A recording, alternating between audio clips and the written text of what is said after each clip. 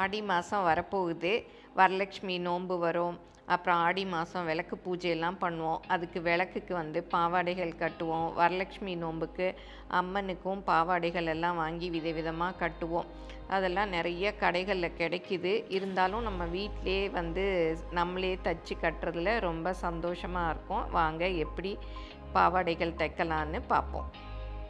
Hi friends, welcome to Annan's recipes. இந்த மாதிரி விளக்குக்கு அம்மனுக்கு பாவாடைகள்லாம் கடைகள்லேயே கிடைக்கிது. இருந்தாலும் நம்ம சாரீஸில் வர்ற கிராண்டான யூஸ் பண்ணாத ப்ளவுஸ் துணிகளை வச்சு பாவாடைகள் தைச்சு அதை விளக்குக்கும் அம்மனுக்கும் சாத்துறதுல கிடைக்கிற சந்தோஷமே தனி தான். எங்கள் ப்ராடக்ட்ஸ் எல்லாம் யூடியூப்பில் கமெண்ட்ஸ்க்கு கீழே வந்துட்டுருக்கு. அதில் போய் கிளிக் பண்ணிங்கன்னா அதோட ரேட்டு டீட்டெயில்ஸ் எல்லாமே இருக்கும். அதை கிளிக் பண்ணி நீங்கள் வேணுங்கிற பொருளை ஆர்டர் பண்ணி வாங்கிக்கலாம். நம்ம வந்து பட்டு சாரீ வாங்குவோம், பிரிண்டட் சில்க் சாரீ வாங்குவோம். அதில் ப்ளவுஸ் இருக்கும். சில சமயம் வந்து டிசைனர் ப்ளவுஸ் வீட்டில் வச்சுருப்போம், அதை மேட்ச் பண்ணி போட்டுக்குவோம். அப்போ இந்த மாதிரி ப்ளவுஸ் துணியெல்லாம் அப்படி கட் பண்ணி வச்சுருப்போம் இல்லையா? பாருங்கள், ஜரிகை எல்லாம் போட்டு நல்லா கிராண்டாக இருக்குது. இந்த மாதிரி துணிகள் எடுத்து நம்ம பாவாடை தைக்கலாம். சூப்பராக அழகாக இருக்கும். துணியை வந்து நீளத்தில் 2ஆக மடித்து போட்டுக்கிட்டோம்னா 2 விளக்குக்கு ஒரே நேரத்தில் கட் பண்ணிடலாம். என்னோடய விளக்கோட உயரம் வந்து 10 இன்ச்சு. அதனால் நான் 12 இன்ச்சு வச்சுக்கிறேன். ஏன்னா 2 இன்ச்சு மேலே மடித்து தைக்கிறதுக்கெல்லாம் ஆகும். பாருங்கள், இந்த மாதிரி மடித்து விட்டுட்டோம்னா 2 விளக்குக்கு ஒரே நேரத்தில் துணியை கட் பண்ணி எடுத்துடலாம்.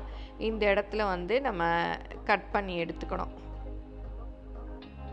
இதை கட் பண்ணி எடுத்துட்டோன்னா ஒரே நேரத்தில் 2 விளக்குக்கு 2 பாவாடை தைச்சிடலாம்.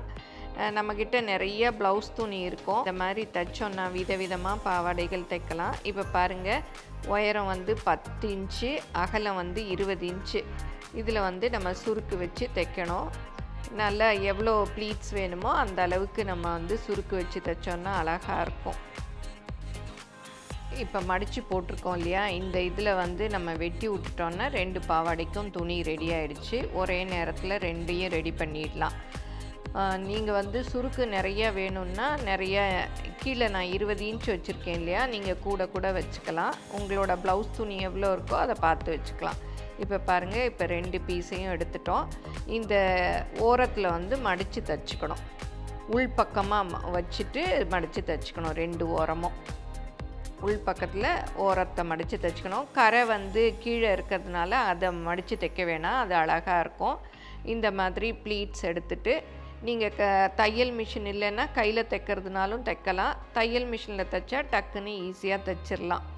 இப்போ மேலே வந்து இதுக்கு பட்டி வச்சு தைக்கணும். நாடா வைக்கிறதுக்கு நான் வந்து இதே துணியிலே வெட்டிக்க போகிறேன். நிறைய துணி மீதி இருக்குது இல்லையா? அதனால் இதுலேயே வெட்டிக்க போகிறேன். ஒரு 4 இன்ச் அளவுக்கு நம்ம வந்து பட்டிக்கு வெட்டிக்கலாம்.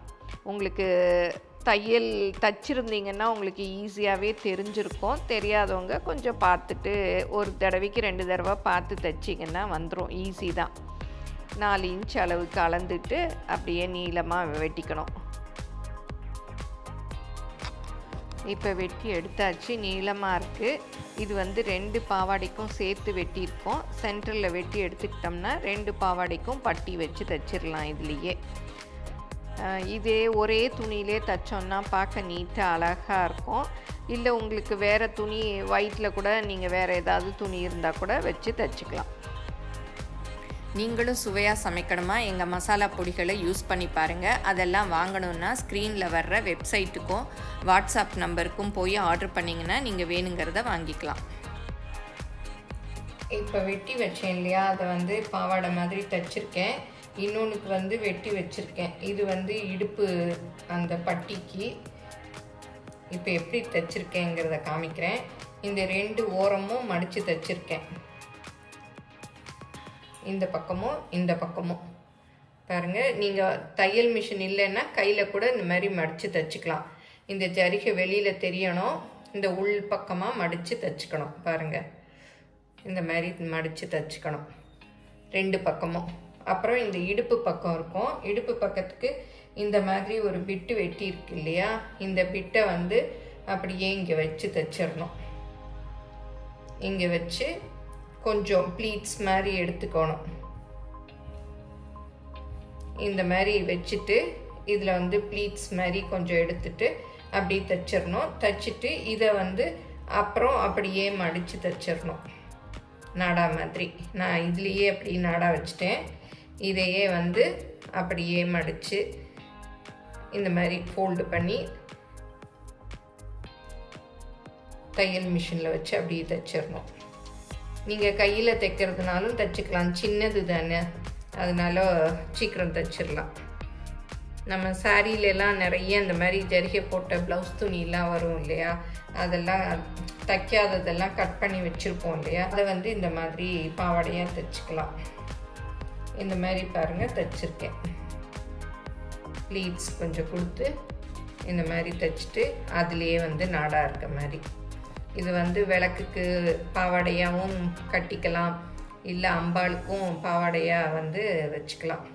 அப்புறம் மேலே இது வந்து கீழ்ப்பகுதி பெரிய ஜரிகை இருந்தது இல்லையா, அதை வந்து பாவாடையாக தைச்சிட்டேன்.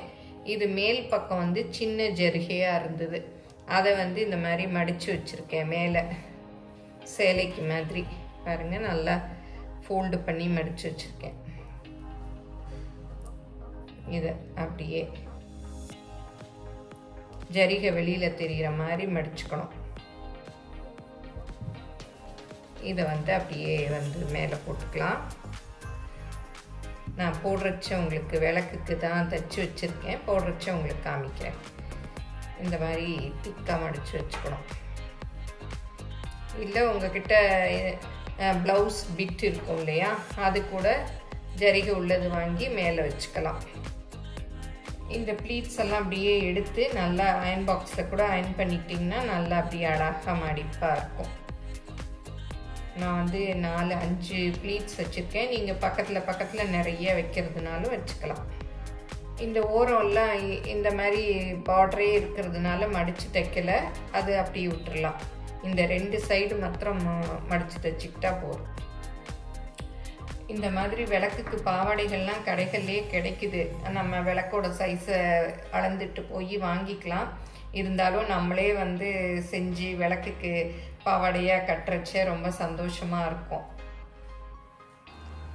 தச்ச பாவாடையே இப்போ விளக்குக்கு கட்டியாச்சு. பாருங்கள், பார்க்கவே எவ்வளோ நல்லா இருக்குது. விளக்குக்கு எப்படி அலங்காரம் பண்ணுறது அப்படிங்கிறத கூட நான் ஒரு தனி வீடியோவாகவே அப்லோட் பண்ணுறேன். பார்க்குறதுக்கே ரொம்ப அப்படியே நம்ம தச்சு அதை விளக்குக்கு கட்டி விட்றச்ச பார்க்கவே ரொம்ப நல்லா இருக்குது. நீங்கள் வரலட்சுமி நோம்புக்கு அம்மனுக்கு கூட இந்த பாவாடையை கட்டி அலங்காரம் பண்ணலாம். இந்த விளக்கோட மேலே அம்மன் முகத்தை வச்சு நீங்கள் டெக்கரேட் பண்ணிங்கன்னா ரொம்பவே நல்லாயிருக்கும். இந்த வீடியோ உங்கள் எல்லாருக்கும் பிடிச்சிருக்கும்னு நினைக்கிறேன். பிடிச்சிருந்தால் லைக் பண்ணுங்கள். எங்கள் சேனலை மறக்காமல் சப்ஸ்கிரைப் பண்ணுங்கள். உங்கள் ஃப்ரெண்ட்ஸுக்கும் ஷேர் பண்ணுங்கள். ஃபேஸ்புக், இன்ஸ்டாகிராமில் அன்னம்ஸ் ரெசிபீஸை ஃபாலோ பண்ணுங்கள். தேங்க்யூ.